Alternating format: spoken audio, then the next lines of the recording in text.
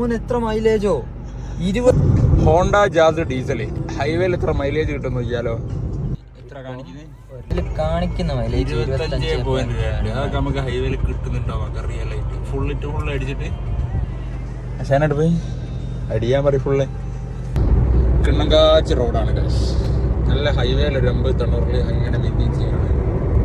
എത്ര അപ്പം കടിയറിയാൽ 29.7 റീസെറ്റ് ചെയ്തതിനൊക്കെ ക്ലസ്റ്ററിന് കാണിക്കുന്നുണ്ട്.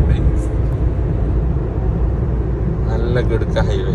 അതെ, വണ്ടിക്ക് പിന്നെ നല്ല ഗംഭീര പവറാണ്. 150-120 സുഖമായിട്ട് കയറും. ഡീസലിന് ആ ടോർക്ക് കറക്റ്റ് പ്ലേ ആവും ഇവിടെ. ഗൈസ്, അങ്ങനെ നമ്മള് അടുത്ത ഫുൾ ടൈം കളിക്കാൻ പോവാണ്. മൈലേജ് 28 ആവറേജ് ഉള്ളത്.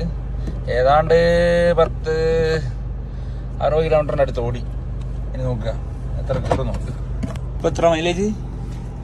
നേരത്തെ 10, 29, 28 2.47 ലിറ്റർ പഠിച്ച് 67 കിലോമീറ്റർ ഓടിയതിന് 27.12 മൈലേജ് ഉണ്ട്.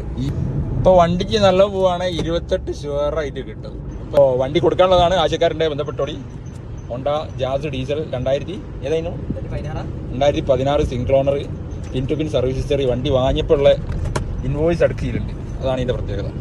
വാങ്ങിയ മുതൽ 2016 മുതൽ ഇതുവരെയുള്ള ഫുൾ സർവീസ് ഹിസ്റ്ററി ഫിസിക്കൽ റെക്കോർഡായിട്ട് പ്രിന്റ് ആയിട്ട് കയ്യിൽ. അതാണ് ഇതിൻ്റെ പ്രത്യേകത. 2 ചാവി. വേറെ എന്താ അപ്പോൾ ഫുൾ നീറ്റ് ആൻഡ് ക്ലീൻ വണ്ടി.